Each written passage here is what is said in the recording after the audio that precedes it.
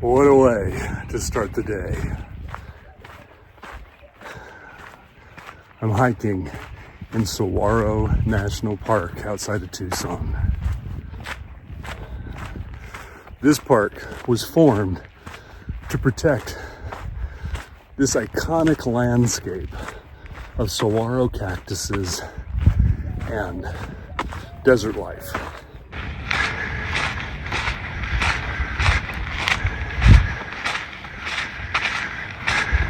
Having grown up in Kansas and then spending 30 years in Colorado, I'd never been around a saguaro cactus until last year. When I headed into the Sonoran Desert National Monument, one of the first things that I did was to come and check out one of these giants. And the first thing that struck me was how hard they are. I mean, they are huge. These slow-growing giants are really fascinating. They take 40, 50, up to 75 years before they start to sprout these iconic arms that stick out. Many of them will never grow the arms. As far as scientists can tell, it has something to do with the water level and who knows what else. They're also little ecosystems unto themselves. When you look at them from a distance, they've got this very smooth look. And as you begin to see more and more of them, it's real easy to say, well, geez, that one there is kind of ugly for some reason. It's got holes in it. It's doesn't look healthy, but in fact it is. So here's an example of one right here. Those holes go into the tree, and those are habitats for all kinds of different birds and other creatures. I've seen lizards coming out of them. And so as a plant, they have all kinds of wildlife around them. When it does rain here in the desert, they are able to soak up vast amounts of water. The larger ones may actually hold hundreds of gallons of water. Even after they die, they continue to be useful. Of course, they break down into the soil here, but one of the things that's really fascinating about them is that you can see as they grow with these ribs. The ribs have been used for centuries for construction of housing and buildings in this part of the world. I'm always trying to learn something when I go into any of our national treasures. I learned a lot about the saguaro when I was in the Saguaro National Monument, is where I really became fascinated with that plant. But as I've come in here, I found this. This is a staghorn cholla. It has such beautiful reddish purple stems, branches. I don't know exactly what they're called, but when I first saw them, I actually thought they might be of a dead plant of some other kind, but it's not. And what's interesting about these, let me bring you in a little bit closer, is these various joints where, like right in there, will break off and drop and get picked up by hikers and carried to another area, and it will actually root and grow another plant. They're also used by lots of other desert animals. The stems actually can be eaten. The fruit that you can see that's starting on it also is eaten by a number of different species, including bighorn sheep. But this is really cool to come and discover a new plant that I'd never really noticed before.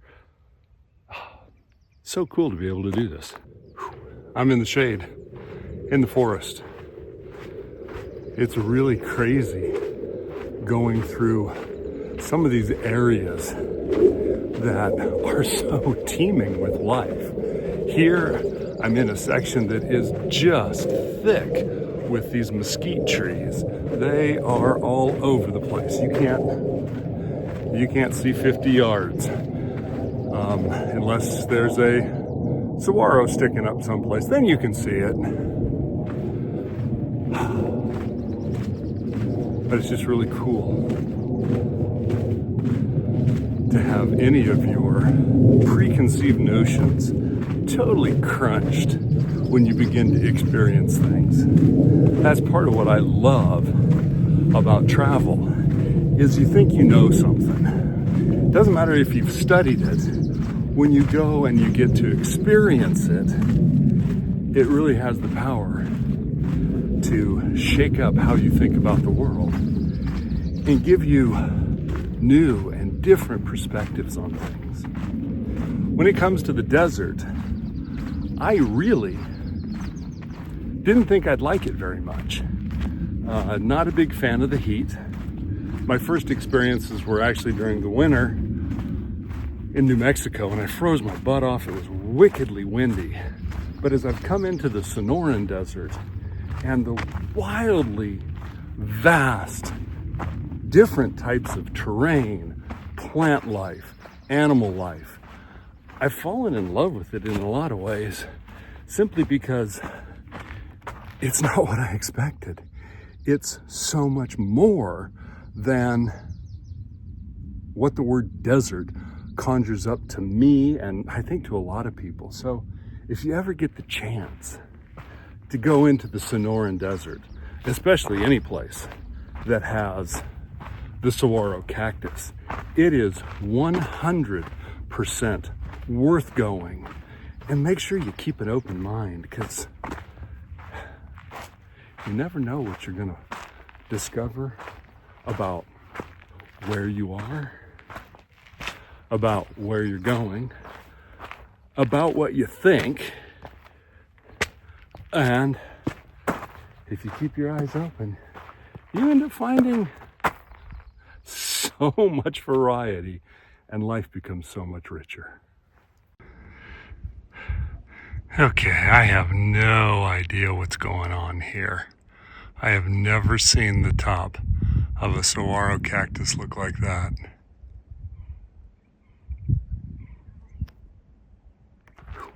So I had to go do a little bit of research on that interesting top on that saguaro cactus. At first, I was thinking maybe it's like, a disease or some type of parasite, but it turns out that's a natural occurring phenomenon, and scientists aren't completely sure why certain saguaro do that. The two thoughts are potentially lightning strike has changed it, or it's just some genetic mutation. In any event, the crested top or cystate top saguaro is really pretty dang interesting to see. And one more thing I've learned here this morning on my hike in Saguaro National Park.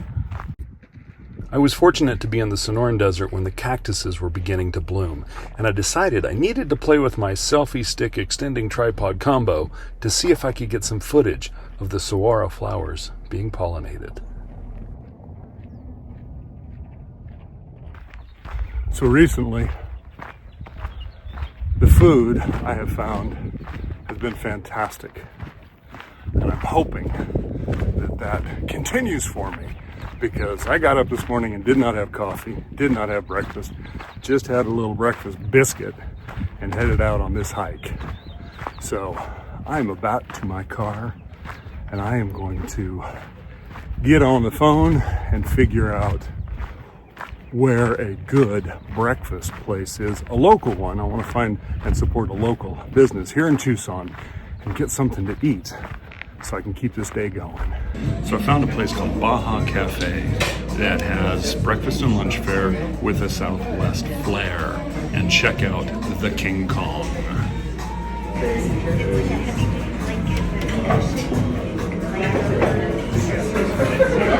Doesn't that look awesome? So I also got myself a side of tomatillo sauce to go on this, so we'll put a little on here and give this thing a try.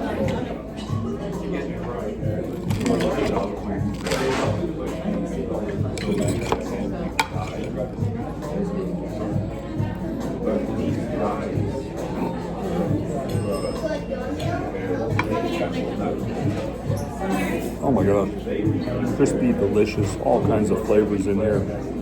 Green chilies, bacon, sausage, ham, and of course, an egg. This thing is exactly what I needed to get the rest of this day underway. The last couple of weeks, I've been studying quite a bit about the Apache Wars, headed to Cochineal Stronghold, the Saguaro National Monument, Fort Bowie. And it's interesting, as Americans, we often think about the interaction of the Native Americans with the U.S. Army, with the white settlers, with the cowboys. However, we know we weren't the first ones here as a colonizing power. Spain was in the New World, coming up on the west side while we were over on the east side.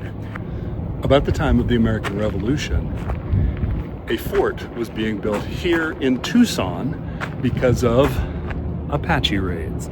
The Presidio San Agustin del Tucson, which was basically the founding building of this city, was under construction because of Apache attacks. And I've come here to learn a little bit more about the Spanish history and interaction with the indigenous people here in the New World. When you enter the museum, you start in a Sonoran row house, which was actually built after the U.S. gained control of this region. The home holds exhibits and informational signs about the Tucson area, about the Presidio, about Spanish history related to this area, and a number of fascinating artifacts. The home's courtyard contains more exhibits about the various people who settled in Tucson and leads to the reconstruction of the northeast corner of the Presidio.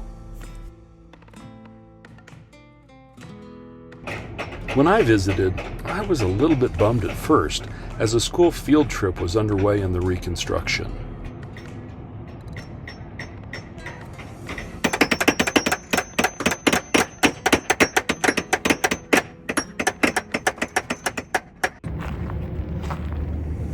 It's a little bit quieter than when I showed up. There was a school field trip here, which was very cool. So I kind of went and horned in a little bit and listened to the volunteers and the employees here teach some things to the children. But one of the things that was really fascinating to learn while I was here was about the importance of red dye. Yeah. All right. Like a blackberry. Everybody had a chance to paint with their color. Believe it or not, these kids are actually painting with bugs.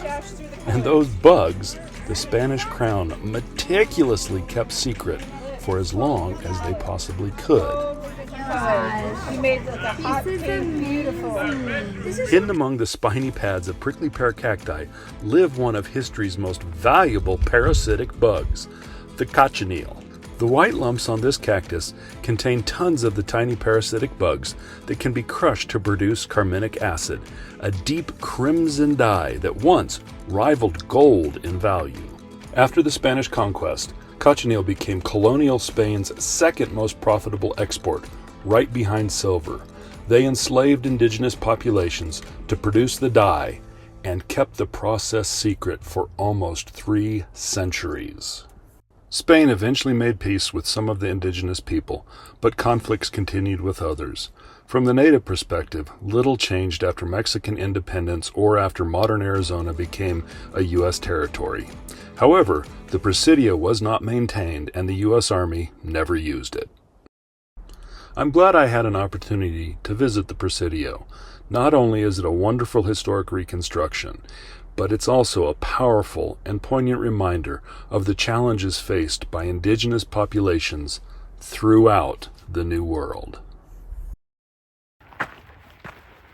I know I say it often, but what a spectacular way to start the day with a hike in a national park.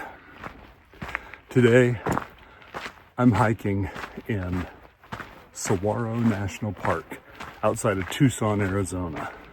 This park is dedicated to the saguaro, the Southwest's iconic symbol, and an absolutely amazing plant. Right now I'm over on the west side. Saguaro is split into 2 sections, the east side and the west side. I'm on the west side. and I'm on a trail heading to the remains of the Gould mine.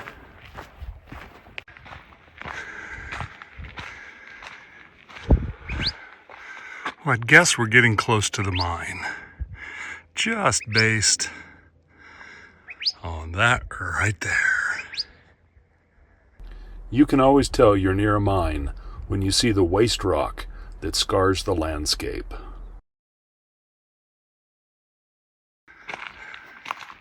Before we reach the mine shaft, we come across the remains of the powder house, which is where explosives were stored and kept dry.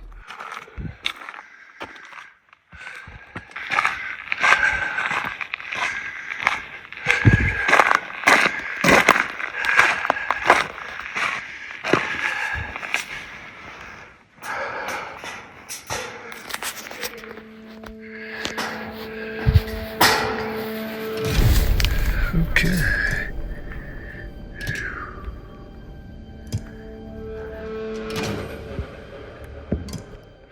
Between 1906 and 1911, the Gould Copper Mining Company filed over 19 mining claims and had operations in this area.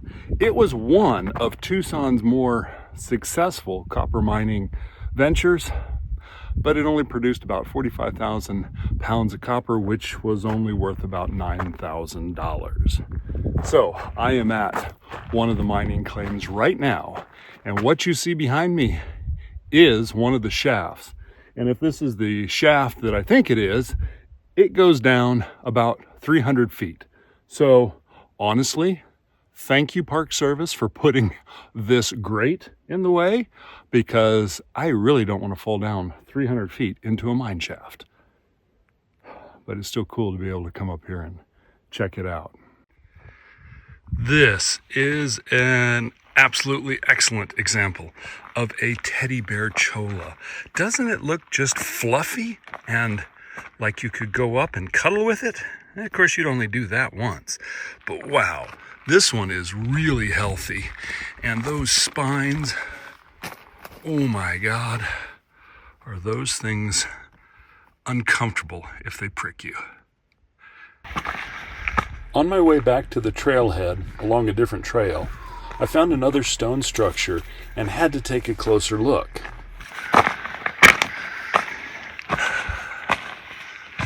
When I got to the other side of the building, I realized that the building had been split into two sections that looked fairly equal size. Could this have been another powder house that was split to keep different explosive materials separate? I thought maybe if I went over to the other side, I could get another clue or something that would help me understand exactly what this building was. Have you figured out what this building is? If you guessed restroom, you're right. It was built in the 1930s by the Civilian Conservation Corps, but obviously it is no longer in use. Well, I'm back to the trailhead. What a fun little hike up to that mine. And now it's time to head out of the Tucson area. It's kind of a little bit of a bummer. Tucson has so much to offer. I have really enjoyed Tucson as a city and this whole area, but I've now finished every single national treasure south of Phoenix. So it's time for me to start heading north. And honestly, I am partially ready to go and get to a different terrain. But unfortunately, the path that I believe I'm going to be heading on will have me in the Sonoran Desert for a while, and then it's going to take me into the Mojave Desert. But after that, I'll be into country that's a little more familiar to me as I head into California. But right now, I'm going to head to see some petroglyphs. I don't think it's a real big site, but it's one that looks really interesting. So it's time to get the backpack off and hop in the Jeep and get this adventure back underway. So these petroglyphs are apparently on private land, or you have to pass through private land. And it's a church retreat center, and I guess they're okay with people wandering through to go check out these petroglyphs. Oh, whoa. There they are.